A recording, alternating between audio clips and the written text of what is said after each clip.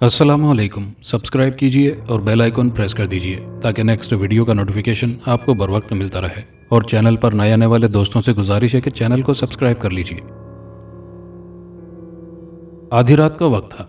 वापडा की मेहरबानी से मिडिल क्लास एरिया में अंधेरा छाया हुआ था। दिसंबर का महीना था, इसलिए मौसम खासा सर्द था। इस मौसम में गली के आवारा कुत्ते भी कहीं कोने खुदरे में दुबके हुए थे, अलबत्ता वक्तन फवक्तन भौंककर अपनी मौजूदगी का एहसास दिला रहे थे। मैं इस अंधेरी रात में इस बंगलानुमा घर की अकबी सिमत में मौजूद था और चोरी छुपे इस घर में दाखिल होना चाहता था, लेकिन दीवार काफ़ी ऊंची थी। मुतलाशी नज़रों से इधर उधर देखा तो मेरी नज़र चंद ईंटों पर पड़ी जो कुछ फासले पर रखी थी। कुछ ही देर में उन ईंटों से चबूतरा सा बनाकर अहाते की दीवार पर चढ़ चुका था। चांद की नाकाफी रोशनी में मैंने अंदर झांका। अहाते में कोई जीनफ्स मौजूद न था। मैं पंजों के बल कूदा। कूदने से हल्की सी आवाज़ पैदा हुई, मगर कोई भी रद्द-ए-अमल जाहिर न हुआ। कुछ देर वहीं दुबके रहने के बाद अपनी जगह से उठा और दबे कदमों चलता हुआ एक तरफ बढ़ा। यहाँ कमरे कतार में बने हुए थे, जिनमें स्लाइडिंग विंडो आवेज़ा थी। मैंने पहली खिड़की पर तब आजमाई की, मगर मुझे मायूसी का सामना करना पड़ा। खिड़की अंदर से बंद थी। दूसरी खिड़की पर मुझे अपने मकसद में कामयाबी हुई। मैंने खिड़की के एक पट को एहतियात से मामूली सा सरकाया। खिड़की में अंदर की तरफ पर्दा लटक रहा था। मैंने उंगली की मदद से उस पर्दे को इस हद तक सरकाया कि मामूली सी झिरी बन गई। अब मेरे लिए उस कमरे में झांकना आसान था। कमरे में एक बड़ी सी मोमबत्ती की मध्यम रोशनी में जो मंजर दिखाई दिया, उसने मेरे रगों में खौफ की एक लहर सी दौड़ा दी। इस आरास्ता कमरे के बेड पर एक हसीनो जमील लड़की की लाश पड़ी थी। उसकी कटी हुई शहरक से खून बह रहा था। बेड से कुछ फासले पर एक उधेड़ उम्र शख्स खड़ा था, जिसके दाएं हाथ में तेजदार खंजर मौजूद था। खून आलूद खंजर साफ जाहिर कर रहा था कि उस हसीनो जमील दोशीज़ा का कत्ल उसी सफाक शख्स ने किया है। सबसे हैरत अंगेज बात यह थी कि लड़की की शहरक से बहने वाला खून बेड पर गिरने की बजाय खुद ब खुद गायब होता जा रहा था।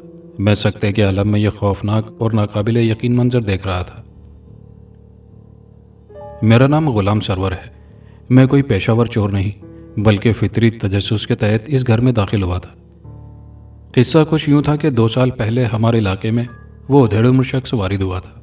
उसने इलाके में प्लॉट खरीद कर शानदार किस्म का घर बनवाया। बाद में मालूम हुआ वो हिंदू था और उसका नाम रघुनाथ था। बज़ाहिर उसका कोई कारोबार ना था और ना ही वो कोई कामकाज करता था। इसके बावजूद उसका रहन सहन शानदार था। अक्सर उसके पास नित नए मॉडल की जदीद गाड़ियाँ होती और कोई ना कोई खूबसूरत लड़की भी उसके साथ होती, जिसे वो अपने साथ घर ले जाता। उसके बारे में मोहल्ले में 6 मगोइयाँ होती रहती। बहुत से लोग कहते कि वो स्मगलर है और कुछ उसे औरतों का व्यापारी कहते। लेकिन रघुनाथ से बाजपुर की किसी में हिम्मत न थी। मेरा ताल्लुक मिडिल क्लास घराने से था। वालिद गारमेंट्स फैक्ट्री में मुलाजिम थे, जो सुबह सवेरे घर से निकलते और अक्सर रात गए देर से घर आते। वालिदा जैतून बीबी घर पर सिलाई कढ़ाई करके घर के अखराजात चलाने के लिए अब्बू की मुआवनत करती। मुझसे एक छोटी बहन गजाला भी थी, जो कि मैट्रिक की स्टूडेंट थी, जबकि मैं फर्स्ट ईयर का स्टूडेंट था। मुझे जासूसी नावल और कहानियाँ पढ़ने का जुनून की हद तक शौक था। अपने इस शौक की तकमील के लिए मैं अपनी जेब खर्च से जासूसी नावल और खौफनाक कहानियाँ खरीदता, और अक्सर कहानियाँ पढ़ते पढ़ते मैं खुद को भी उन कहानियों का एक किरदार समझने लगता। मेरे वालिद मेरी इन हरकतों से खौफ रहते। रघुनाथ नामी उस शख्स की पुरस्रार शख्सियत और उसके बारे में लोगों की मुख्तलिफ किस्म की आरा सुनकर मेरे दिल में ख्याल जागा, क्यों ना रघुनाथ के घर की तलाशी ली जाए। हो सकता है इस तरह उसकी शख्सियत से पर्दा उठ जाए। मैंने अपने इन ख्यालात का इजहार अपने दोस्त और खलील से भी किया, बल्कि उन्होंने मुझे भी इस इरादे से बाज रखने की कोशिश की, मगर मेरा इरादा अटल था और मैं किसी मुनासिब मौके की तलाश में था। आज शाम ही मैंने रघुनाथ के साथ एक खूबसूरत लड़की को उसके घर में दाखिल होते देखा तो मेरी जासूसी की रग भड़क उठी। मैं आधी रात के बाद वालिदैन के सोते ही चुपके से घर से बाहर निकला और रघुनाथ के घर में दाखिल हो गया। लेकिन इस कमरे का मंजर देखते ही मेरे औसान खता हो चुके थे। मैंने मुनासिब यही जाना कि फ़ौरन से पेशतर यहाँ से निकल जाऊँ और पुलिस को इस कत्ल की लर्ज़ाखेज़ वारदात से आगाह करूँ। मैंने अपने इस इरादे को फ़ौरन ही अमली जामा पहनाया और जिस खामोशी से इस घर में दाखिल हुआ था, उसी खामोशी से घर से बाहर निकल गया। पुलिस स्टेशन में भी रात के इस पहर सन्नाटे का राज था। एक संतरी मेन गेट के करीबी कुर्सी पर बैठा गहरी नींद सो रहा था। फिजा उसके खौफनाक खराटों से गूंज रही थी। वो अपने गिरदोपेश से बेनियाज अपनी नींद पूरी कर रहा था। मेरे बार बार पुकारने पर भी जब वो ना उठा तो मजबूरन मैंने उसे झंझोड़ डाला। क्या बात है ओए, रात के इस पहर तुम्हें क्या तकलीफ लाक हो रही है जो पुलिस स्टेशन आकर मुझे जगा डाला? संतरी ने गहरी नींद से जागते ही कदरे नागवार लहजे में पूछा। वो रघुनाथ ने अपने घर में एक लड़की को कत्ल कर दिया है, मैंने अकलाते हुए जवाब दिया। कत्ल की वारदात की खबर सुनते ही सिपाही की आंखों से नींद भाग गई। वो मुझे लेकर एक कमरे में दाखिल हुआ जहां कुर्सी पर एक मोटी तोंद वाला एक एएसआई महवे ख्वाब था, जिसे संतरी ने बमुश्किल जगाया। उसने जागते ही संतरी के आबाव अजदाद की शान में चंद नाकाबिले बयान अल्फाज अदा किए, फिर बोला, ये लड़का कौन है? सर जी, इस लड़के का कहना है कि किसी रघुनाथ नामी शख्स ने अपने घर में एक लड़की का कत्ल कर दिया है, संतरी ने जवाब दिया। एएसआई ने गौर से मुझे सर से लेकर पांव तक देखा और बोला, लड़के, कहीं तुमने कोई ख्वाब तो नहीं देखा? अगर तुम्हारी तिला झूठी निकली तो तुम्हारी खैर नहीं। नहीं सर, ये सच है, मैंने मुख्तसर अल्फाज में उसे बताया कि किस तरह रघुनाथ के घर में दाखिल हुआ और वहाँ मैंने एक खूबसूरत लड़की की गला कटी लाश देखी, जिसकी गर्दन से बहने वाला खून खुद ब खुद गायब हो रहा था। बेटा, सबसे पहले तो तुम खौफनाक और पुरस्रार कहानियां पढ़ना छोड़ दो। तुम दिन भर जो कुछ इन कहानियों में पढ़ते हो वही रात को ख्वाब में देखते हो। बेहतर यही है कि घर जाकर आराम से सो जाओ। एएसआई ने मुझे पुचकारा। उसे अब तक मेरी बात पर यकीन नहीं आया था। नहीं सर, मैं सच कह रहा हूँ, खुदा की कसम, मैंने ये सब अपनी आंखों से देखा है, मैंने कहा। और एएसआई अपनी जगह से खड़ा हो गया। तुम्हारा नाम क्या है? गुलाम सरवर। देखो गुलाम सरवर, मेरा नाम जमाल शाह है। अगर तुम्हारी ये इत्तला गलत निकली तो तुम्हारे लिए अच्छा नहीं होगा। पुलिस स्टेशन में इस वक्त जमाल शाह के अलावा निफ्स दर्जन पुलिस एहलकार ड्यूटी पर मौजूद थे। वो मुझे लेकर एक खटारा मोबाइल में सवार हुए और मेरे बताए हुए रास्ते पर चलते हुए रघुनाथ के घर के दरवाजे पर जा पहुंचे। इस सारी कार्रवाई में तकरीबन 1 घंटा सर्फ हो चुका था, इसलिए मुझे डर था कि रघुनाथ ने उस लाश को कहीं ठिकाने न लगा दिया हो। उसी वक्त बिजली आ गई और इर्द गिर्द की लाइटें रोशन हो गई। एक सिपाही ने जमाल शाह के इशारे पर डोरबेल पर उंगली रख दी और उस वक्त तक न हटाई जब तक दरवाज़ा न खुल गया। आने वाला बड़ी बड़ी मूँछों वाला 35 साला शख्स शलवार कमीज में मलबूस था। गालिबन वो रघुनाथ का मुलाजिम था। उसकी आंखें अब तक नींद से बोझल थी, शायद वो गहरी नींद से जागा था। जी साहब, वो पुलिस को रात के इस पहर दरवाजे पर देखकर सटपटा गया। हमें इस लड़के ने इत्तला दी है कि तुम्हारे मालिक ने किसी लड़की का खून कर दिया है और उसकी लाश उसके कमरे में मौजूद है, जमाल शाह ने मेरी तरफ इशारा करते हुए कहा। कत्ल और इस घर में साहब? ज़रूर कोई गलतफहमी हुई है। मालिक अपने कमरे में बेखबर सो रहे हैं। मुलाजिम ने इस्तेजाब अंगेज़ हैरत से जवाब दिया। सच क्या है झूठ क्या है ये सब अभी पता चल जाएगा। जमाल शाह ने उसे धकेलते हुए सिपाहियों समेत घर में दाखिल हुआ। मैं भी उनके साथ खामोशी से अंदर दाखिल हो चुका था। मैं पुलिस एहलकारों समेत कमरे के दरवाजे पर जा पहुंचा जहां मैंने उस लड़की की गलाकटी लाश देखी थी। जमाल शाह ने दरवाजे पर जोर जोर से दस्तक दी, फिर दरवाज़ा खुला और जमाल शाह सिपाहियों सहित लहीम शहीम रघुनाथ को धकेलते हुए कमरे में दाखिल हो गया। मैं भी उनके पीछे अंदर दाखिल हो चुका था। उस लड़की की गलाकटी लाश अब तक बेड पर पड़ी थी। हैरत की बात यह थी कि बेड की चादर लड़की की गलाकटी लाश के बावजूद साफ सुथरी थी। उस पर खून का हल्का सा धब्बा तक मौजूद न था। हमें इस लड़के ने बताया है कि तुमने किसी लड़की का खून किया है। कहाँ है मकतूला की लाश? जमाल शाह ने रघुनाथ को घूरते हुए सख्त लहजे में कहा और मैं हैरत से उछल पड़ा। लड़की की गलाकटी लाश बेड पर सामने ही मौजूद थी, जबकि जमाल शाह रघुनाथ से लाश के बारे में पूछ रहा था। ऑफिसर, तुम इस लड़के के कहने पर बगैर किसी वारंट के रात के इस पहर मेरे घर में दाखिल हुए हो। इसके बावजूद मैं तुमसे ताउन करते हुए इजाज़त देता हूँ कि मेरे घर की तलाशी ले लो ताकि तुम्हें तसल्ली हो जाए। रघुनाथ इस्तेज़ाई अंदाज में बोला। वो बेड पर पड़ी लड़की की गलाकटी लाश और पुलिस एहलकारों के कमरे में मौजूदगी के बावजूद पुरसुकून था। सरकटी लाश सामने बेड पर मौजूद है। मैंने उनकी गुफ्तगू में दखल देते हुए लाश की तरफ इशारा किया और जमाल शाह और कमरे में मौजूद सिपाही मुझे ऐसी नज़रों से देखने लगे जैसे उन्हें मेरी ज़हनी कैफियत पर शक हो, जबकि रघुनाथ के चेहरे पर पुरस्रार मुस्कुराहट रखना थी। तुम्हारा दिमाग तो दुरुस्त है, बेड तो खाली पड़ा है। जमाल शाह ने मुझे कड़े तेवरों से घूरा। रघुनाथ ने कहकहा लगाया। मुझे तो ये लड़का पागल नजर आता है और तुम लोग इसके कहने पर मेरे घर पर चढ़ दौड़े। मैं सच कहता हूँ, वो देखो सामने बेड पर लड़की की गलाकटी लाश मौजूद है। मैं लाश की तरफ इशारा करते हुए चिल्लाया। बकवास बंद करो। अब अगर तुमने कोई इस किस्म की उल्टी सीधी बकवास की तो पुलिस स्टेशन ले जाकर तुम्हारी खूब खातिर तवाज़ो करूंगा। जमाल शाह गुस्से से बोला और मेरा बाजू पकड़कर रघुनाथ से माजरत करता हुआ तकरीबन घसीटते हुए मुझे लेकर सिपाहियों समेत रघुनाथ के घर से बाहर निकल गया। मैं इस सूरत हाल पर हैरान और परेशान था कि लड़की की लाश इन पुलिस एहलकारों को क्यों दिखाई ना दी, जबकि वो लाश बेड पर पड़ी मुझे बखूबी दिखाई दे रही थी। लड़के, आइंदा इस किस्म की कोई और फजूल हरकत मत करना, वरना किसी बड़ी मुसीबत में फंस जाओगे, उसने तंबीह करते हुए सर्द लहजे में कहा। लेकिन सर, लाश तो सामने बेड पर पड़ी थी, आपको क्यों नजर नहीं आई?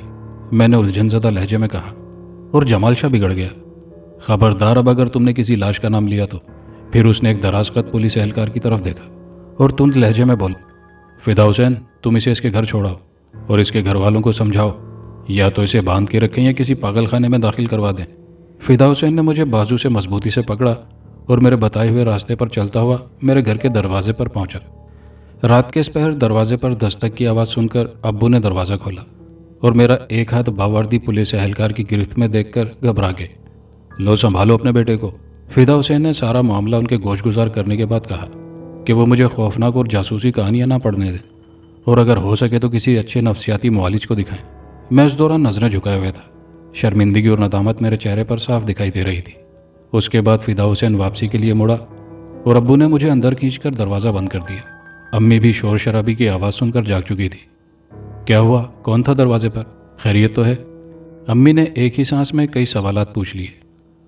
अपने इस जेम्स बॉन्ड बेटे को संभाल कर रखो और खबरदार, आइंदा इसे खौफनाक और जासूसी कहानियां मत पढ़ने देना, अब्बू ने तल्ख लहजे में कहा और सारा मामला अम्मी जान को बताया, जो हैरत और परेशानी से ये माजरा सुन रही थी। फिर उन दोनों ने मुझे खूब डांटने के बाद मेरे कमरे में धकेल दिया। मैं अफसुर्दा होने के साथ साथ हैरान और परेशान भी था कि मकतूला की लाश बेड पर साफ दिखाई दे रही थी, लेकिन पुलिस एहलकारों को लाश क्यों नजर नहीं आई थी। मैं रात भर सोचता रहा और जागता रहा। सुबह 5 बजे के करीब मेरी आंख लगी। देर से सोने के बायस मैं दिन में 11 बजे बेदार हुआ और नाश्ता करने के बाद घर से निकल गया। देर से जागने के बायस मैं कॉलेज नहीं जा सका। इत्तिफाक से खलील और जाकिर भी कॉलेज नहीं गए थे। हम तीनों दोस्त काफ़ी देर तक सड़कों पर मटर गश्त करते रहे। मैंने उन्हें जब रात में गुजरे वाक़े के बारे में बताया तो वो नाकाबिल यकीन अंदाज में सुनते रहे। खलील का कहना था कि रघुनाथ कोई जादूगर है, मुझे उससे दूर रहना चाहिए, ऐसे लोग बहुत ख़तरनाक होते हैं। जाकिर ने भी उसकी तायद की। कुछ रोज़ इसी तरह गुजरे। इतवार के रोज़ हम सारा रोज़ क्रिकेट खेलते रहे। शाम के करीब मैं और जाकिर खलील के घर पहुंचे। आज मैं अम्मी को बताया था कि मैं रात देर से घर आऊँगा, हम तीनों दोस्त मिलकर स्टडी करेंगे। बैठक में बैठकर हम खौफनाक फिल्में देखने लगे। फिल्म देखते देखते और साथ ही साथ गपशप में वक्त गुजरने का एहसास ही नहीं हुआ। रात 11 बजे के करीब मैंने खलील से जाने की इजाज़त तलब की तो जाकिर भी उठ खड़ा हुआ। हम दोनों के घर एक ही गली में थे। रात होने के बाद अंधेरा फैल चुका था। खलील ने हमें टॉर्च भी दी और हम उससे रुखसत हो गए। खौफनाक फिल्म इतनी दिलचस्प थी कि वक्त गुजरने का एहसास ही नहीं हुआ। यहाँ रास्ते में कब्रिस्तान भी पड़ता है। जाकिर खौफजदा लहजे में बोला, लानत है तुम पर, मर्द होकर डरते हो। कब्रिस्तान में मुर्दे दफन होते हैं, उन बेचारों से क्या डरना, मैंने इस्तेज़ाई अंदाज में कहा और जाकिर शर्मिंदा हो गया। कुछ देर बाद हम कब्रिस्तान की हदूद में दाखिल हो चुके थे। चारों तरफ फैला हुआ मुहीब सन्नाटा अंधेरी रात के बाइस कब्रिस्तान का माहौल पुरस्रार सा लग रहा था। जाकिर खौफजदा होने के बाइस खामोश और सहमा हुआ था। अचानक हम दोनों ठिठक कर रुक गए। काफ़ी दूर कब्र के पास किसी इंसान का साया दिखाई दे रहा था। ये कौन है? कहीं भूत या बदरू तो नहीं? जाकिर ने सख्ती से मेरा बाजू दबोच लिया। खामोश, आहिस्ता बोलो। मैंने टॉर्च ऑफ करते हुए सरगोशी की। टॉर्च ऑफ करने का सबब यह था कि कब्रिस्तान में मौजूद वो शख्स हमारी मौजूदगी से बाखबर ना हो जाए। आओ देखते हैं कौन है ये और रात के इस पहर कब्रिस्तान में क्या कर रहा है। उसका हाथ थामकर मुख्तलिफ कब्रों की आड़ लेता हुआ मैं आगे बढ़ा और एक कब्र के कदबे की आड़ में दुबक गया। यहाँ से वो शख्स साफ दिखाई दे रहा था। चांद की नाकाफी रोशनी भी हमारी मददगार थी। हम दोनों उसे पहचान चुके थे। ये रघुनाथ था जो कि एक टूटी फूटी कब्र में कुछ रख रहा था। फिर हमने देखा वो कुछ देर वहां खड़ा अश्लोक पढ़ने के बाद कब्रिस्तान के बाहर जाने लगा। आओ देखें उसने कब्र में क्या रखा है, मैंने आहिस्तगी से कहा। नहीं, मुझे डर लग रहा है, जाकिर सहम गया। बकवास बंद करो, मैंने उसे डांटा और तकरीबन घसीटने के अंदाज में लिए हुए उस कब्र तक पहुंच गया जिसमें रघुनाथ ने कुछ रखा था। रघुनाथ अब दिखाई नहीं दे रहा था। वह तेजी से चलता हुआ कब्रिस्तान से बाहर निकल गया था। मैंने टॉर्च रोशन की और उस खस्ता हाल टूटी हुई कब्र का जायजा लेने लगा। कब्र में काफ़ी बड़ा रखना था। मैंने टॉर्च की रोशनी में देखा एक पतली सी डोरी से एक पुतला बंधा कब्र में लटक रहा था। डोरी का दूसरा सिरा पुतले की गर्दन के गिर्द बंधा हुआ था। चलो यार, ये ना हो कि हम किसी बड़ी मुसीबत में फंस जाएं, जाकिर ने घबराए हुए लहजे में कहा। यार तुम खामखा डर रहे हो, आराम से बैठे रहो, कुछ नहीं होता, मैंने कहा और आयतल कुर्सी पढ़ते हुए डोरी बाहर खींची। ये कपड़े का बना हुआ एक पुतला था जिसमें जा बजा सुइयां नस्ब थी। मैंने आयतल कुर्सी पढ़ते हुए पुतले के जिस्म से एक एक करके वो सारी सुइयां बाहर निकाल कर एक तरफ फेंक दी। ऐसा करते हुए मेरा दिल तेजी से धड़क रहा था, लेकिन खैरियत गुजरी, कोई गैर मामूली वाक़या रुनुमा ना हुआ। अब चलो, तुम ख्वामखा डर रहे थे। मैंने पुतला एक तरफ फेंका और जाकिर का हाथ थामकर चंद कदम ही आगे बढ़ा था कि एक खौफनाक चीख सुनाई दी। अब तो मैं भी डर चुका था। हम दोनों खौफजदा होकर दौड़ते हुए आगे बढ़े ही थे कि जहाँ थे वहाँ थम गए। हमारे सामने तनुमंद रघुनाथ खड़ा गजबनाक निगाहों से मेरी तरफ देख रहा था। बालक, तुमने दोबारा मेरा रास्ता खोटा किया है। एक बार जब मैंने अपनी गुलाम काली चुड़ैल की प्यास बुझाने के लिए उस लड़की का गला काटा था, तुम पुलिस को लेकर मेरे घर में दाखिल हो गए, और दूसरा आज उस पुतले से सुइयां निकालकर मेरे मौलिक तरीन अमल को नाकारा बना दिया, जो मैंने अपने एक दुश्मन को हलाक करने के लिए किया था। अब मेरा दुश्मन महफूज हो चुका है। वो गजबनाक अंदाज में बोला और ज़ेरे लब कुछ बुड़बुड़ाया। अगला ही लम्हा निहायत हैरत अंगेज और खौफनाक था। हमारी आंखें खौफ से फटी की फटी रह गई। एक हेवला सा नमूदार हुआ जिसने दराज कद कवि हैकल औरत का रूप धार लिया। उस औरत का चेहरा इंतहाई खौफनाक और भयानक था। अंधेरे के बावजूद उसकी रोशन आंखें चमकती हुई साफ दिखाई दे रही थी, दो दहकते हुए सुर्ख अंगारों की मानिंद। सामने के दांत लंबे और नोकीले, होठों से बाहर निकले हुए थे। जाकिर उस खौफनाक बला को देखते ही लहरा कर गिरा और बेहोश हो गया, जबकि मैं साकित और जामिद खड़ा उस खौफनाक सूरत औरत को देख रहा था। ये शाह काली है, जिसे काली चुड़ैल भी कहा जाता है। ये मेरी गुलाम है और इसकी शक्ति लामहदूद है। ये मेरे बहुत मुश्किल कामों में काम आती है, और इसे जिंदा और शादाब रखने के लिए मुझे हर हफ्ते किसी इंसान का खून इसको भेंट करना पड़ता है। उस रोज़ मैंने उस लड़की का गला इसीलिए काटा था, और आज मैं इस जगह तुम्हारा गला काट कर शाह काली की प्यास बुझाऊंगा। वो सांप की तरह फुंकारा, जबकि वह खौफनाक काली चुड़ैल मुझे कहरालुद निगाहों से देख रही थी। उसके पांव हाथी की तरह भारी भरकम थे, जिनमें लंबे लंबे नाखून थे। रघुनाथ ने अपने लिबास में हाथ डाला और एक खतरनाक तेजधार खंजर निकालकर खौफनाक इरादे से मेरी तरफ बढ़ा। मुझे अपना अंजाम साफ नजर आ रहा था। रघुनाथ ने मेरे करीब पहुंचकर खंजर वाला हाथ फिजा में बुलंद किया। मेरी ऊपर की सांस ऊपर और नीचे की नीचे रह गई। मेरा दिल गोया धड़कना भूल चुका था और निगाहें उसके खंजर वाले हाथ पर जमी हुई थी। उसी लम्हे काली चुड़ैल ने खौफनाक चीख मारी और पलक झपकते में गायब हो गई। रघुनाथ ठिठक कर रुक गया और फिर नजरें घुमाकर एक तरफ देखा और किसी नादीदा कुव्वत को मुखातिब करके बोला, तूने अच्छा नहीं किया मेरे और इस मुहाशे के बीच में आकर। मुझे ही अपनी नाकामी हमेशा याद रहेगी। देवी देवता की शक्ति को तू नहीं जानता। माँ शेरों वाली का श्राप तुझे कभी क्षमा नहीं करेगा। मैं हैरत से आंखें फाड़े रघुनाथ को देख रहा था कि आखिर वो किससे मुखातिब है। इतना अंदाजा तो मैं कर ही चुका था कि रघुनाथ के कसबल ढीले हो चुके हैं। मैं जानता हूं, परंतु इतना याद रखना, मैं इस बालक को नहीं छोड़ूंगा। तुम कब तक इसे बचाओगे? वो अपनी बात जारी रखते हुए बोला और फिर गजबनाक निगाहों से मेरी तरफ देखा और लंबे लंबे डग भरता हुआ एक तरफ रवाना हो गया। मैंने उसकी आंखों में इंतकामी जज्बे की झलकियां देखी थी, मगर अब मैं मुतमईन हो चुका था। रघुनाथ किसी नादीदा ताकत से खौफजदा होकर जा चुका था। अब तुम भी अपने साथी को होश में लाकर यहाँ से चले जाओ और इस शैतान से होशियार रहना। ये कभी भी पलटकर वार कर सकता है। एक ठोस आवाज़ मेरे कानों से टकराई। आप कौन हैं? मैंने हिम्मत करके पूछा। मैं खुदावंद करीम का एक अदना सा बंदा हूँ। तुमने कब्र में लटके पुतले से सुइयां निकालकर एक बेगुनाह इंसान की जान बचाई। तुम्हारी उसी नेकी के बाइस खुदा के हुक्म से तुम्हें बचाने आ गया। और अगर तुम पुतले से सुइयां निकालते वक्त आयतल कुर्सी ना पढ़ते तो अपनी जान से हाथ धो बैठते। वही आवाज़ दोबारा उभरी। आप मेरे सामने क्यों नहीं आते? मैंने पूछा, मगर इस बार भी जवाब में खामोशी छाई रही। मैंने बड़ी मुश्किलों से झंझोड़कर और जाकिर के रुखसारों पर थप्पड़ मारकर होश में लाया। वो अब तक खौफजदा था और फटी फटी निगाहों से मुझे देख रहा था। डरो मत, वो खबीस जा चुका है, मैंने कहा और उसका हाथ थामकर कब्रिस्तान से बाहर निकल गया। कुछ देर बाद हम अपनी गली में दाखिल हो चुके थे। मैं जाकिर को उसके घर के दरवाजे पर छोड़कर अपने घर जा पहुंचा। देर से घर लौटने पर मुझे अम्मी अब्बू से डांट सुनना पड़ी। खुशकिस्मती से आज मुझ पर नींद की देवी जल्द मेहरबान हो गई और मैं सो गया। सुबह अम्मी ने मुझे जगाया और मैं नाश्ता करके तैयार होकर कॉलेज रवाना हो गया। वहाँ पहुँचते ही मुझे खलील से मालूम हुआ कि आज जाकिर कॉलेज नहीं आया। उसे बहुत तेज़ बुखार है। छुट्टी के बाद हम दोनों जाकिर के घर गए, जहाँ हमें मालूम हुआ कि उसे रात को ही तेज़ बुखार चढ़ा था और वो रात भर हिज़ियान बकता रहा था। मैं अपने तालीमी अखराजात पूरे करने के लिए शाम को चंद बच्चों को ट्यूशन भी पढ़ाता था। शेख हामिद एक ताजिर थे। किरण उनकी इकलौती बेटी थी, जो 7वीं क्लास की स्टूडेंट थी। मैं किरण को पढ़ाने उसके घर जाया करता था। मैं शाम 6 बजे के करीब शेख साहब के घर गया। उस रोज़ वो अपनी अहलिया के साथ एक तकरीब में गए हुए थे। घर पर सिर्फ एक उधेड़ उम्र मुलाजमा और किरण थी। मैं मामूल के मुताबिक किरण को पढ़ाने के लिए वहाँ से रवाना हो गया। रास्ते में खलील और चंद दूसरे दोस्तों से मुलाकात हो गई। गपशप में काफ़ी वक्त गुजर गया। जब मैं घर पहुंचा तो रात के 9 बज रहे थे। अब्बू अब तक फैक्ट्री से नहीं लौटे थे। घर पर सिर्फ अम्मी और गजाला थी। आज तुम फिर देर से आए हो? शुक्र करो तुम्हारे अब्बू घर पर नहीं हैं, अम्मी ने मुझे घूरते हुए कहा। अम्मी, आपके होते हुए मुझे फिक्र की क्या ज़रूरत है? अरे हाँ, कुछ देर पहले एक आदमी एक सूटकेस दे गया था। कहा था कि ये सर्वर ने भिजवाया है। पता नहीं क्या है उसमें। मैं तो इसलिए नहीं देख पाई कि सूटकेस में ताला लगा हुआ था, अम्मी ने कहा और मैं चौंक गया। मैंने तो किसी किस्म का सूटकेस नहीं भिजवाया। कहाँ है वो सूटकेस? मैंने कदरे परेशान लहजे में पूछा। मैंने तुम्हारे कमरे में रख दिया है। मैं अपने कमरे में जाकर देखने ही वाला था कि दरवाजे पर जोरदार दस्तक हुई। ये कौन बेहुदा है जो इस कदर जोर से दरवाज़ा बजा रहा है? अम्मी जान बड़बड़ाई, जबकि मैं कंधे उचकाता हुआ दरवाजे की तरफ बढ़ा। आ रहा हूँ भाई।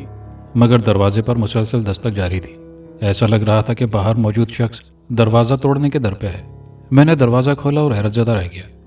दरवाजे पर एएसआई जमाल शाह चंद सिपाहियों समेत मौजूद था। गुलाम सरवर, हम तुम्हें चोरी के इल्ज़ाम में गिरफ्तार करने आए हैं, जमाल शाह ने हथकड़ी मेरी तरफ बढ़ाते हुए कहा। मैंने तो कोई चोरी नहीं की। मैं हैरतज़दा रह गया। उसने चश्मे ज़दन में मुझे हथकड़ी पहनाकर अंदर धकेलते हुए सिपाहियों समेत घर में घुस गए। यह आप अच्छा नहीं कर रहे, मैंने एहतजाज किया और जमाल शाह ने मुझे ज़ोरदार थप्पड़ रसीद कर दिया। बच्चों, अभी थोड़ी देर में तुम्हारे करतूत सामने आ जाएंगे। उस रोज़ तो कत्ल की झूठी इत्तला देने पर मैंने तुम्हें माफ़ कर दिया था, मगर चोरी एक संगीन जुर्म है। शेख हामिद ने हमें खुद इत्तला दी है कि वो अपनी अहलिया के हमरा किसी तकरीब में गए हुए थे, जबकि किरण बीबी मुलाजमा के साथ घर में अकेली थी। उस दौरान तुम किरण बीबी को ट्यूशन पढ़ाने गए थे। रात 8 बजे घर वापसी पर शेख हामिद साहब अपने बेडरूम में पहुंचे तो उनकी तिजोरी खुली पड़ी थी, जिसमें से 2 लाख रुपए और लाखों के जेवरात गायब हैं। ये झूठ है, मैं ट्यूशन पढ़ाने के बाद अपने दोस्तों के साथ गपशप कर रहा था, जिसकी गवाही वो ज़रूर देंगे, मैंने गाल सहलाते हुए जवाब दिया। जमाल शाह का थप्पड़ मेरे दाएं गाल पर और कान पर पड़ा था, जिसकी वजह से कान साएं साएं कर रहा था। अम्मी जान और गजाला शशदर खड़ी ये मंजर देख रही थी। जमाल शाह के इशारे पर सिपाही घर की तलाशी लेने लगे। कुछ ही देर बाद एक मोटी तोंद वाला सिपाही सूटकेस उठाए मेरे कमरे से बाहर निकला। सर, इस कमरे से ये सूटकेस मिला है, वह पुरजोश लहजे में बोला और सूटकेस जमाल शाह के सामने रख दिया। चाबी कहाँ है इसकी? जमाल शाह ने मेरी तरफ देखा। इसकी चाबी नहीं है मेरे पास और ना ही ये सूटकेस मेरा है। कुछ देर पहले मेरी गैर मौजूदगी में एक शख्स अम्मी को ये सूटकेस दे गया था, मैंने जवाब दिया। ये सच कह रहा है बेटा। इसके आने से पहले एक आदमी ने मुझे ये सूटकेस दिया और कहा कि यह गुलाम सरवर ने भेजा है। ये ज़रूर किसी ने मेरे बेटे को फंसाने की साजिश की है, अम्मी ने कहा। इसका ताला तोड़ो। सूटकेस का मुआयना करने के बाद जमाल शाह ने हुक्म दिया। कुछ ही देर में एक सिपाही ने सूटकेस का ताला तोड़ डाला। जमाल शाह ने सूटकेस खोला। अंदर नोटों की गड्डियाँ और जेवरात मौजूद थे। तुम कहते हो कि तुमने चोरी नहीं की, तो फिर ये रकम और लाखों के जेवरात कहाँ से आए? वो मेरे मुंह पर थप्पड़ मारते हुए बोला। मत मारो मेरे बेटे को, मैंने कहा ना, ये सूटकेस एक दूसरे आदमी ने इसकी गैर मौजूदगी में दिया था। अम्मी मुझे पिटता देखकर तड़प उठी। खामोश रहो बड़ी भी, अगर तुम सच कह रही हो फिर भी तुम्हारा बेटा चोर है। वो शख्स जिसने तुम्हें सूटकेस दिया वो ज़रूर इसका साथी होगा। मुझे तो यकीन है कि इसका ताल्लुक चोरों के किसी गिरोह से है। वो मुझे मारते पीटते हुए घर से बाहर ले जाने लगे, जबकि अम्मी सीने पर हाथ रखकर गिर पड़ी। गजाला रोती हुई दर्द की शिद्दत से तड़पती अम्मी जान से लिपट गई। छोड़ो मुझे, मेरी माँ को कुछ हो गया है। मैं माँ को गिरता हुआ देखकर चिल्लाया, मगर उन जालिमों ने मेरी एक ना सुनी और मुझे घसीटते हुए घर से बाहर निकले। उसी वक्त फैक्ट्री से घर पहुंचने वाले अब्बू हक्का बक्का ये मंजर देख रहे थे कि पुलिस एहलकार उनके बेटे को हथकड़ी पहनाए बेदर्दी से पुलिस मोबाइल में फेंक रहे थे। मोहल्ले के बहुत से अफराद भी शोर शराबा सुनकर घरों से बाहर निकल चुके थे। कहाँ ले जा रहे हो मेरे बेटे को? वो तड़प कर आगे बढ़े। ये चोर है, इसने शेख हामिद के घर से लाखों की रकम और जेवरात चुराए हैं जो इस सूटकेस में मौजूद हैं, और ये सूटकेस इसके कमरे से बरामद हुआ है, जमाल शाह जहरखंद लहजे में बोला। पुलिस स्टेशन तक पहुंचने तक एहलकारों ने मुझे बुरी तरह ज़दोकोब किया। मेरा पूरा जिस्म पुलिस एहलकारों की मार से बुरी तरह दुख रहा था। उस वक्त तो लॉकअप में एक दुबला पतला नौजवान भी मौजूद था, जिसने आगे बढ़कर मुझे सहारा दिया। शक्ल से तो तुम सीधे साधे और कॉलेज के स्टूडेंट दिखाई देते हो। तुम ठीक कह रहे हो, मुझ पर चोरी का झूठा इल्ज़ाम लगाया गया है, लेकिन समझ में नहीं आता कि शेख हामिद को मुझे फंसवाने की क्या ज़रूरत थी। मेरी तो उनसे कोई दुश्मनी भी नहीं है, बल्कि वो तो मुझ पर बहुत मेहरबान थे। मैं लॉकअप की दीवार से टेक लगाकर कराते हुए बोला और मुख्तसर अल्फाज में उसे अपनी रूदात सुना डाली, जिसे वो हैरत से सुनता रहा और फिर बोला, ये वाकई कुछ समझ न आने वाली बात है। अगर रघुनाथ नामी वो शख्स कोई ऐसी हरकत करता तो हैरत ना होती, क्योंकि 2 बार तुमने उसका रास्ता खोटा किया। उसने कहा। हम कुछ देर इधर उधर की बातें करते रहे। उसका नाम वासिफ था। वो जेब कतरा था। जेब तराशी करते हुए रंगे हाथों पकड़ा गया था। मुझे हैरत इस बात पर भी थी कि अब्बू अब तक मेरा पता करने पुलिस स्टेशन क्यों नहीं आए। शाम 5 बजे के करीब खलील और जाकिर पुलिस स्टेशन आए। उनके चेहरे अफसरदा थे। उन्होंने जो खबर सुनाई उसे सुनते ही मुझे ऐसा लगा जैसे मेरे पांव तले से ज़मीन सरक गई हो। अम्मी जान को मेरी गिरफ्तारी के सदमे से दिल का दौरा पड़ा था और वो अस्पताल जाने से पहले ही खाली की हकीकी से जा मिली थी। मैं बच्चों की तरह बिलक बिलक कर रोया। जाकिर, खलील और वासिफ ने मुझे सब्र करने की ताकीद की।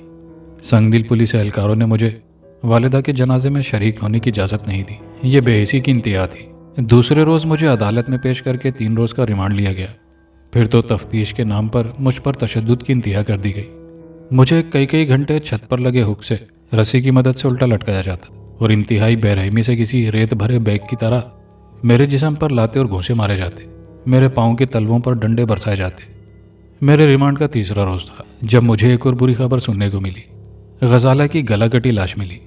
पोस्टमार्टम रिपोर्ट से मालूम हुआ कि उसके जिस्म में मौजूद खून का आखिरी कतरा तक निचोड़ लिया गया था और कत्ल से पहले उसे बेआबरू किया गया था। मेरे लिए सबसे सदमे वाली बात यह थी कि चोरी का माल घर से बरामद होने की वजह से अब्बू और तमाम मोहल्ले वाले मुझे चोर समझने लगे थे और मुझे ही मेरी माँ की मौत का जिम्मेदार ठहराते रहे। उनका कहना था कि मेरी हरकतों की वजह से मेरी माँ को हार्ट अटैक हुआ। रिमांड के ख़त्म होते ही मुझे अदालत में पेश किया गया, जहाँ मुझे जुडिशल रिमांड पर जेल भेज दिया गया। फिर मेरे मुकदमे की समाअत होती रही। बिलाखिर मुझे 5 साल कैद बामुशक्कत की सज़ा सुना दी गई। वक्त अच्छा हो या बुरा कभी नहीं ठहरता, ये गुजर ही जाता है। ये 5 साल भी गुजर ही गए और मैं जेल से रिहा हो गया। लेकिन उन गुजरे 5 सालों ने मेरी मासूमियत को निगल लिया था। जेल में जराइम पेशा कैदियों से मैं लड़ाई झगड़े समेत बहुत कुछ सीख चुका था। जेल से रिहाई पाते ही मैंने अपने घर का रुख किया। दरवाजे पर दस्तक देने से एक बारिश शख्स बाहर निकला और मुझे सवालिया निगाहों से देखने लगा। तुम कौन हो और मेरे घर पर क्या कर रहे हो? मैंने ताज्जुब से पूछा। अम्मा मियाँ कहीं नशे में तो नहीं? ये मेरा घर है, बारिश शख्स बोला। लेकिन ये मेरा घर है, यहाँ मेरा बचपन गुजरा है, यहाँ मेरे वालिद गुल रहमान रहते थे। मैं इस्तेजाब अंगेज़ हैरत से बोला।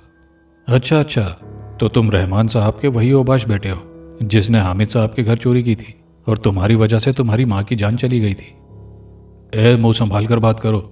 मुझ पर चोरी का झूठा इल्ज़ाम लगाया गया था और सीधी तरह मेरे सवाल का जवाब दो। मेरे अब्बू कहाँ हैं? मैंने दुरुस्त लहजे में कहा। रहमान साहब मेरे हाथ ये मकान फरोख्त कर गए थे। कहाँ गए ये मैं नहीं जानता, उसने रुखाई से कहा और दरवाज़ा बंद कर दिया। मैं थके थके कदमों से एक तरफ चल दिया। मुझे मोहल्ले का कोई भी शख्स देखता नफरत से मुंह फेर लेता, गोया सब मुझे चोर समझ रहे थे। मेरे शबो रोज़ फुटपाथ पर गुजरने लगे। मैंने होटल में बेरागिरी भी की, लेकिन ना जाने कैसे होटल के मालिक को पता चल गया कि मैं चोरी का सज़ा याफ्ता मुजरिम हूँ। उसने मुझे काम से निकाल दिया। 2-3 रोज़ बाद एक कपड़े की दुकान पर मुलाजिम हो गया। वहाँ भी मालिक को जैसे ही पता चला कि मैं जेल रह चुका हूँ, उसने भी मुझे काम से निकाल दिया। इन हालात ने मुझे ज़िंदगी से दिल बर्दाश्ता कर दिया था और मैं संजीदगी से खुदकुशी के बारे में सोचने लगा था। एक रोज़ अपने इस इरादे को अमली जामा पहनाने के लिए पुल से कूदने के लिए रेलिंग पर चढ़ने ही लगा था कि किसी ने मुझे बाजू से पकड़कर खींचा। मैंने मुड़कर देखा। एक नहीफ व नज़ार शख्स मुझे गुस्से से देख रहा था। उसने फटे पुराने कपड़े पहन रखे थे, जिस्म पर मैल की तहें जमी हुई थी। सर और दाढ़ी के बाल झाड़ झनकार की तरह बड़े हुए थे। गले में मुख्तलिफ इक़साम की मालाएं और माथे पर कशका ये जाहिर कर रहा था कि वो कोई हिंदू साधु है। बाबा मुझे मरने दो, मैं सिसक पड़ा। आत्महत्या पार्प है मूर्ख। संसार में जब तक मनुष्य जिंदा रहता है सुख दुख आते जाते हैं। वो मेरे कंधे पर हाथ रखते हुए बोला। बाबा मेरे साथ बहुत जुल्म हुए हैं। मुझे चोरी के झूठे इल्ज़ाम में 5 साल जेल में रहना पड़ा। मेरी बहन को किसी ने कत्ल कर दिया। मेरी माँ सदमे से मर गई। ये सब शेख हामिद की वजह से हुआ, जिसकी बेटी को मैं पढ़ा रहा था। मैंने तो उसके साथ कुछ बुरा नहीं किया, न जाने उसने मुझसे किस चीज़ का बदला लिया। मैं भर्राई हुई आवाज़ में बोला। उसमें उसका कोई दोष नहीं बालक। ये सब उस काली चुड़ैल के कारण हुआ जो उस दुष्ट रघुनाथ की गुलाम है। हर धर्म में अच्छे बुरे लोग होते हैं, रघुनाथ भी उनमें से एक है। तुमने 2 बार उसका रास्ता खोटा किया। तुम्हारे धर्म की एक शक्ति तुम्हें बचा रही थी। वो तुम्हारी जान तो न ले सका, परंतु शेख हामिद के घर से चोरी रघुनाथ ने करवाई और काली चुड़ैल शेख हामिद के जहन पर काबिज हो गई। इस तरह शेख हामिद ने तुम्हारे खिलाफ पुलिस में रिपोर्ट दर्ज करवाई और फिर काली चुड़ैल एक बदमाश के जहन पर काबिज हो गई, जिसने चोरी का माल तुम्हारे घर में रखवाया। तुम्हारी बहन को भी रघुनाथ ने अगवा करवाया। उसका बलात्कार करने के बाद उसकी हत्या भी रघुनाथ ने की और काली चुड़ैल उसके जिस्म का सारा खून पी गई। साधु बोलता चला गया, मैं रघुनाथ का खून पी जाऊंगा। मेरा खून गुस्से से खौल उठा। तुम इस समय उसका कुछ नहीं बिगाड़ सकते। वो तुम्हारे देश से जा चुका है और उसके साथ काली चुड़ैल की शक्ति है। वो बहुत शक्तिशाली चुड़ैल है। किसी भी इंसान के दिलो दिमाग पर काबू करके उसे अपने इशारों पर नचा सकती है। गर्ज के कोई काम ऐसा नहीं जो उसके लिए मुश्किल हो। साधु गंभीर लहजे में बोला। तो फिर मैं क्या करूं? मेरे लहजे में बेचारगी थी। तुम मेरे साथ चलो, मैं अन्यायी की इस जंग में तुम्हारा साथ दूंगा, साधु ने कहा। मेरे सोचने समझने की सलाहियत खत्म हो चुकी थी। मैं उस साधु के साथ हो लिया। उस साधु का नाम जयपाल था। हम दोनों घूमते फिरते एक दूर दराज के गांव में जा पहुंचे। अब मैं भी एक मलंग सा दिखाई दे रहा था। कई रोज से नहीं नहाया था। दाढ़ी मूछें बढ़ चुकी थी। लिबास मैला कुचैला हो चुका था। बाबा, हम कहाँ जा रहे हैं? मैंने देहात में पहुंचते ही पूछा। जहां भगवान ले जाए, परंतु मेरा तुमसे वचन है, मैं रघुनाथ को उसके पापों की सजा दूंगा। जयपाल बोला। वो वाकई एक मुखलिस शख्स था जो हर वक्त मेरी दिलजोई करता रहता। उस रोज शाम के वक्त वो मुझे लिए हुए दूर दराज के गांव में वाक़ मंदिर में जा पहुंचा। वहां हमारी मुलाकात बिरजू नामी पुजारी से हुई, जो जयपाल के आगे बिछा जा रहा था। यही मुझे पता चला कि यह हिंदुस्तानी सरहद से मुत्तसिल इलाका लाशारी है, जहाँ की अक्सरियत हिंदू अफराद पर मुश्तमिल है। बिरजू ने हमारी खूब खातिर तवाज़ो की। वो बातों में मसरूफ़ थे कि मैं सोने चला गया। जयपाल ने मुझे सुबह ही जगा दिया। हम नाश्ता करने के बाद मंदिर से बाहर निकल गए। वो मुझे लिए हुए घने जंगल में दाखिल हो गया। कई घंटों बाद दूर से एक चेक पोस्ट दिखाई दी, जिस पर भारतीय तिरंगा लहरा रहा था। मेरा दिल तेज़ी से धड़कने लगा। मुझे यही डर था कि गैर कानूनी तौर पर हिंदुस्तानी हुदूद में दाखिल होने के जुर्म में मुझे धर लिया जाएगा। मगर मेरे खदशे बेबुनियाद निकले। चेक पोस्ट पर मौजूद फौजियों ने साधु के चरण छुए और आशीर्वाद लेने के बाद हमें जाने की इजाज़त दे दी। रात 7-8 बजे के करीब हम एक देहात में दाखिल हुए। यहाँ भी जयपाल ने एक मंदिर का रुख किया।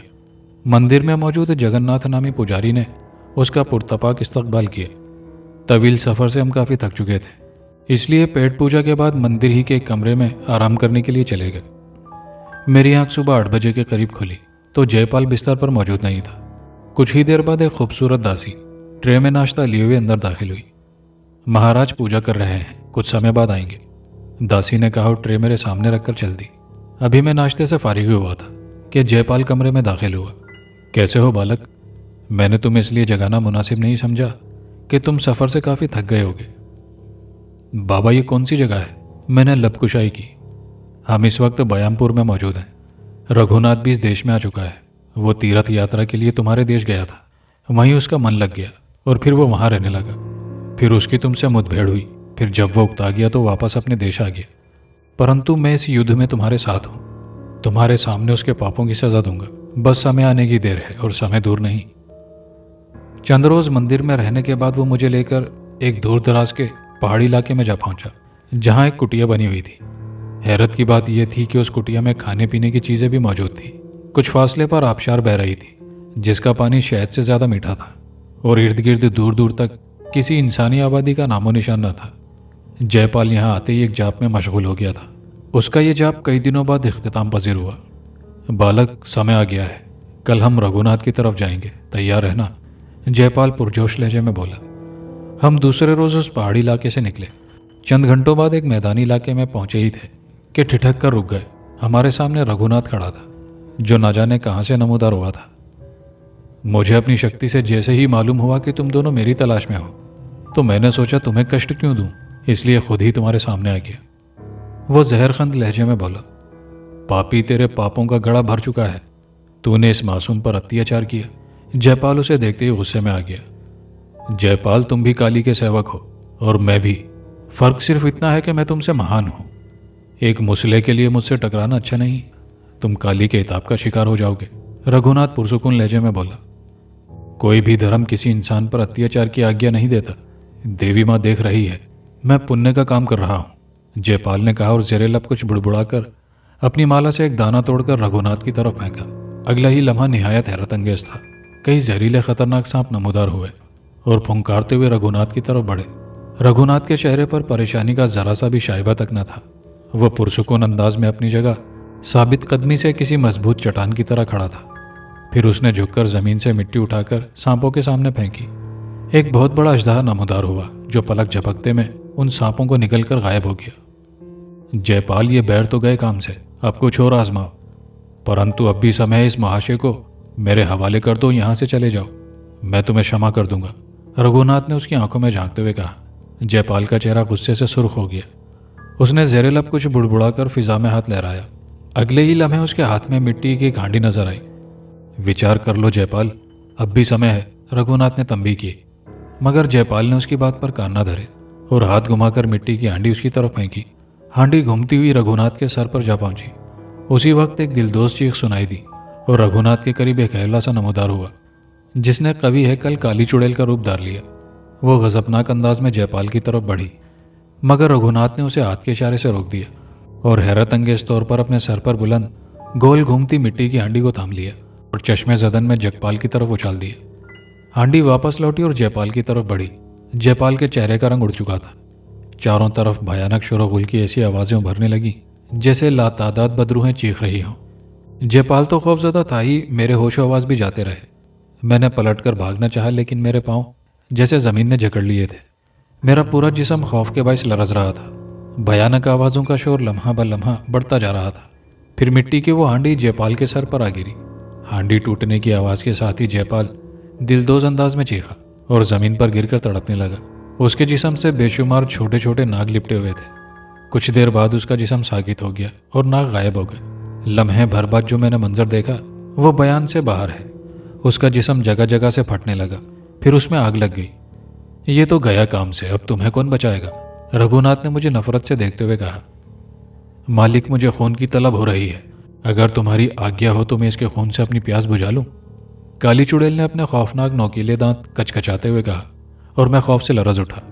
नहीं, मैं इसे इतनी आसान मौत नहीं दूंगा। अब ये जब तक जिंदा रहेगा मेरा गुलाम रहेगा, इसे अपने साथ ले चलो, उसने काली चुड़ैल की तरफ देखते हुए कहा। मैंने बोलने के लिए अपने लब खोलना चाहे, लेकिन बोल नहीं सका। रघुनाथ अपने अमल के जरिए मेरी क़ुव्वत गोयाई सल्ब कर चुका था।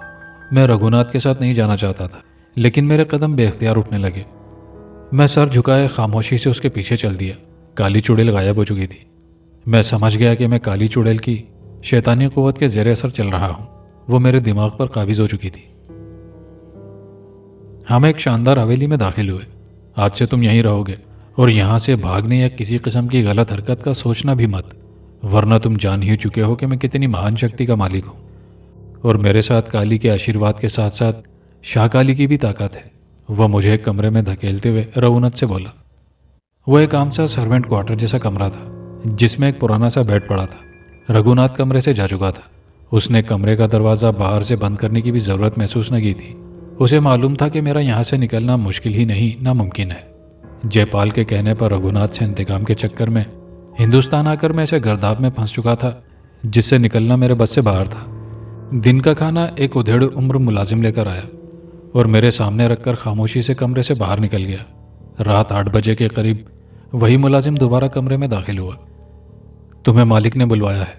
वो मुझे लेकर एक शानदार से कमरे में गया, जहाँ रघुनाथ सोफे पर बैठा शराब नोशी में मसरूफ था। आओ महाशय, आज तुम्हें मेरा एक ज़रूरी काम निपटाना है, वो शराब का घूंट भरते हुए बोला। क्या काम, मैंने धड़कते दिल से पूछा। तुम मेरे ड्राइवर के साथ पार्क में जाओगे, वहाँ गाड़ी से निकलकर बाहर खड़े हो जाना। शाह काली किसी न किसी लड़की को शहरज़दा करके गाड़ी तक आने पर मजबूर कर देगी। तुम उसे लेकर यहाँ आ जाना। तुम्हारा काम सिर्फ इतना ही है, लेकिन एक बात ध्यान में रखना, रास्ते में भागने की कोशिश मत करना, वरना तुम शाह काली को जानते ही हो, वो तुम्हें पाताल से भी खींचकर बाहर ले आएगी, उसने मुझे मुखातिब करते हुए कहा। कुछ देर बाद मैं एक शीशों वाली गाड़ी में बैठकर वहां से रवाना हो गया। सियाह शीशों वाली गाड़ी से बाहर से अंदर देखना नामुमकिन था, जबकि अंदर से बाहर देखना आसान था। ड्राइवर ने गाड़ी पार्क के करीब रोकी। मैं ड्राइवर के इशारे पर गाड़ी से उतरा और बाहर खड़ा हो गया। पार्क में खूब चहल पहल थी। कुछ देर बाद एक खूबरू मॉडर्न लड़की एक तरफ से चलती हुई आई और मेरे करीब आकर खड़ी हो गई। मैंने गाड़ी का पिछला दरवाज़ा खोला और लड़की गाड़ी में बैठ गई। कुछ देर बाद हम रघुनाथ की कोठी में थे। लड़की अब तक होश आवास में नहीं थी। मैं समझ गया कि यह काली चुड़ैल के ज़ेरे असर है।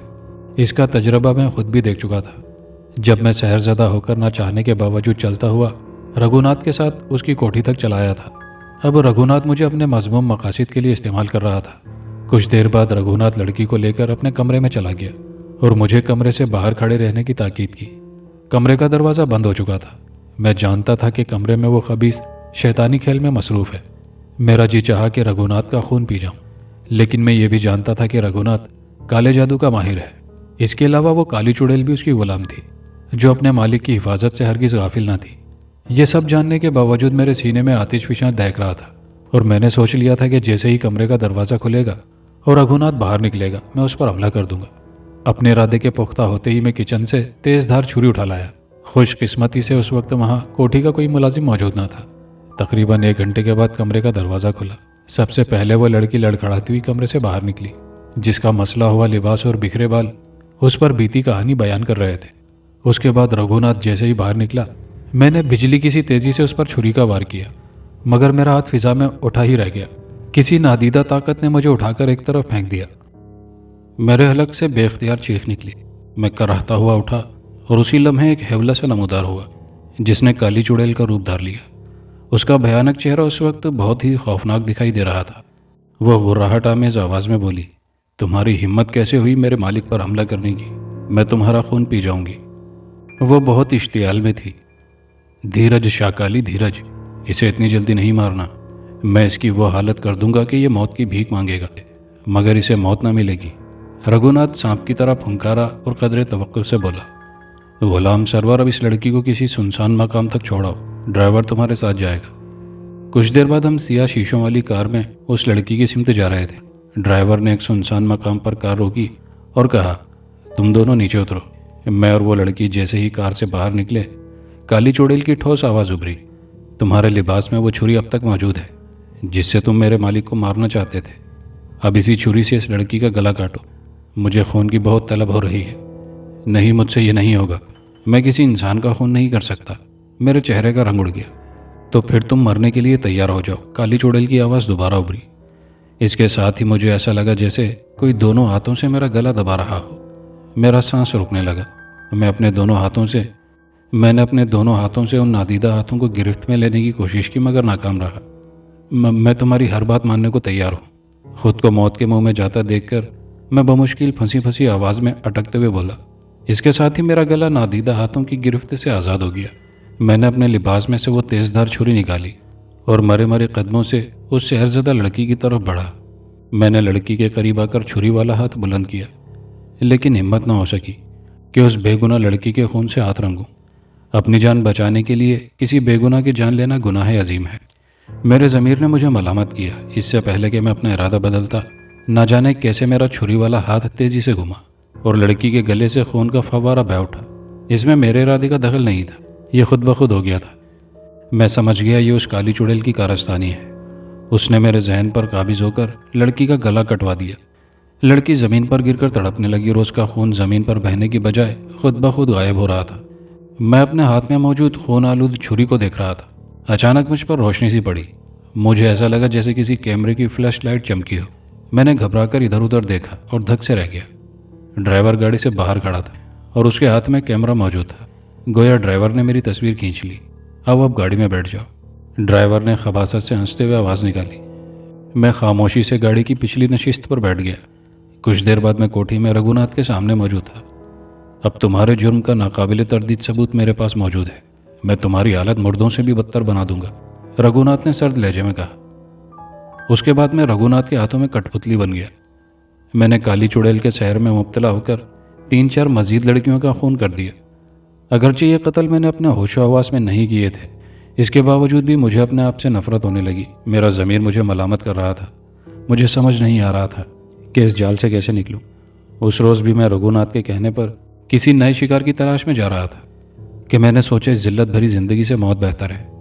ये सोचते ही मैं तेज़ रफ्तारी से गाड़ी चलाते हुए ड्राइवर पर झपट पड़ा और उसे दबोच लिया। ड्राइवर इस उफ्ताद से घबरा गया और गाड़ी उसके काबू से बाहर होकर बुरी तरह लहराती हुई सड़क के किनारे नस्ब पोल से जा टकराई और इसके साथ ही मेरा जहन तारीकियों में डूबता चला गया। मुझे होश आया तो मैंने खुद को एक आरामदेह बिस्तर पर पड़े पाया।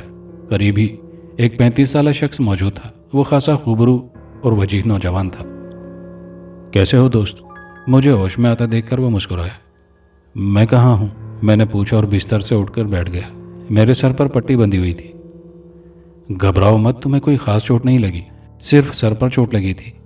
उसी के बाद तुम बेहोश हो गए थे। देखा तो तुम्हारी हालत से अंदाज़ा लगा लिया था कि ये कोई शदीद चोट नहीं। मैं खुद भी डॉक्टर हूँ, इसीलिए तुम्हें अपने अपार्टमेंट में ले आया और तुम्हें ट्रीटमेंट दी। इसे अपना ही घर समझो। तुम्हें यहाँ किसी किस्म की तकलीफ ना होगी। वैसे भी मैं अकेला रहता हूँ। मेरे अलावा यहाँ सिर्फ एक मुलाजिम है जो घर की सफाई के बाद मेरे लिए खाना पका कर चला जाता है। वो बोलता चला गया। लेकिन मैं तो गाड़ी में था जब वो पोल से टकराई। फिर मैं सड़क के किनारे कैसे पहुंच गया? मैंने हैरत से पूछा और डॉक्टर के पूछने पर आप बीती उसे सुना डाली, जिसे वो हैरत और दिलचस्पी से सुनता रहा। फिर बोला, मेरा नाम मंसूर मिर्ज़ा है और ताल्लुक़ इंडिया के एक दूर दराज के देहात से है। मेरे वालिद मेरे बचपन में ही फौत हो गए थे। वालिदा की वफ़ात के बाद शहर आ गया। दिन रात मेहनत करके तालीम हासिल की और यहीं का होकर रह गया। अपना पस मंज़र बताने का मकसद ये है कि तुम्हारे जहन में कोई उलझन बाकी ना रहे। तुम्हारा मुकाबला मावराई ताकतों से है जिनसे उलझना तुम्हारे लिए नामुमकिन है। मेरा गांव एक पहाड़ी इलाका है। उस गांव में एक पहाड़ पर एक बुज़ुर्ग बाबा जलाल मौजूद हैं, जिनसे मुतालिक बहुत सी करामात मशहूर हैं। सुना है कि उनके कब्ज़े में बहुत से जिन्नात और रूहें भी हैं। मैं तुम्हें उन्हीं के पास ले चलता हूँ। मुझे पूरा यकीन है कि वो तुम्हें रघुनाथ और उस काली चुड़ैल से निजात दिला देंगे। मैं बेतवज्जही से उसकी गुफ्तगू सुन रहा था। मेरे जहन में बस एक ही सवाल गर्दिश कर रहा था। मैं जब रघुनाथ के ड्राइवर पर झपटा था तो गाड़ी में मौजूद था और तेज़ रफ्तार गाड़ी पोल से टकराई थी। फिर मैं सड़क के किनारे कैसे पहुंच गया, जबकि मंसूर का कहना था कि उस सड़क पर किसी गाड़ी को हादसा पेश नहीं आया था और ना ही वहाँ कोई दूसरा जख्मी मौजूद था। और रघुनाथ और काली चुड़ैल अब तक मुझ तक क्यों नहीं पहुँचे? हालांकि वो दोनों ही हैरत अंगेज और पुरस्कार सलाहियतों के मालिक थे। दूसरे रोज़ मंसूर मुझे लेकर अपने गाँव रवाना हो गया। हम 8 बजे उस पहाड़ी इलाके में पहुँचे। मंसूर ने कहा था कि बाबा से सुबह मुलाकात करेंगे। डॉक्टर मंसूर ने अपने घर का ताला खोला। हम दोनों ने मिलकर घर की सफाई की और सोने के लिए कमरे में चले गए। मंसूर भाई, बाबा का आस्ताना कहाँ है? मैंने बिस्तर पर दराज होते हुए पूछा। इस गांव के शुमाल में पहाड़ पर बने एक गार में वो रहते हैं। अब सो जाओ, इंशाल्लाह सुबह वहाँ चलेंगे। मंसूर ने करवट बदलते हुए कहा और आंखें मूंद ली। दूसरे रोज़ दिन 11 बजे हम उस पहाड़ी इलाके में मौजूद थे जहाँ जलाल बाबा का आस्ताना था। मुझे वहाँ पहुँचकर हैरत हुई। हाजतमंदों का एक हुजूम था जो वहाँ मौजूद थे। गार के दहाने पर एक दराज कद बारिश शख्स खड़ा था जो बारी बारी हर एक को अंदर भेज रहा था। हमारी बारी काफ़ी देर बाद आई। एक पुरानी सी चटाई पर बाबा जमाल बैठे थे। वह नहीफ व नज़ार कमज़ोर जिस्म के मालिक थे। चेहरे पर सफ़ेद रंग की नूरानी दाढ़ी और आंखों में जलाल और हाथ में तस्बीह मौजूद थी। उन्होंने अपनी जलाली आंखों से हमें देखा, मुस्कुराए और बैठने को कहा। हम दोनों बाबा के सामने दोजाना होकर बैठ गए। बाबा ने मुझ पर नजरें जमाई और गोया हुए, बेटा, इस कायनात में हज़ारों भेद हैं। बिला ज़रूरत उन्हें कुरेदना इंसान को बड़ी मुसीबत में डाल देता है। तुम्हारे साथ भी यही हुआ। तुम फितरी तजस्सुस के तहत शैतानी ताकतों के मुकाबिल आ गए। अंजाम साफ जाहिर है। तुम्हें माँ की ममता, बाप की शफकत से हाथ धोना पड़े।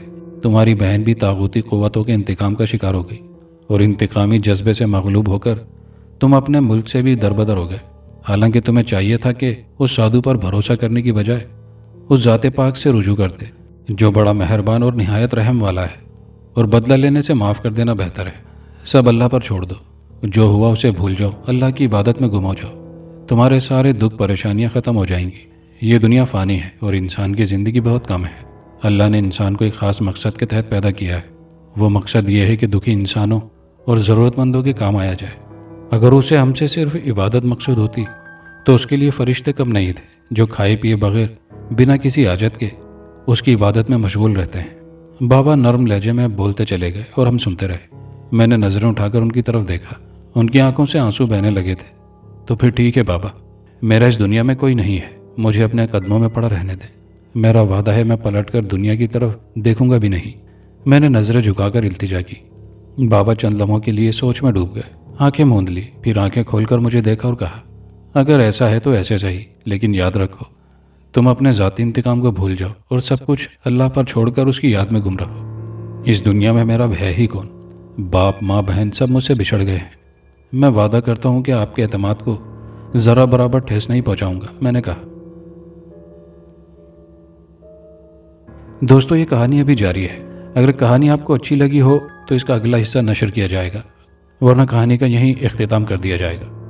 कमेंट बॉक्स में अपनी राय का इजहार कीजिएगा। वीडियो को लाइक शेयर करना मत भूलिएगा और चैनल पर नए आने वाले दोस्तों से गुजारिश है कि चैनल को लाजमी सब्सक्राइब कर लीजिए। शुक्रिया।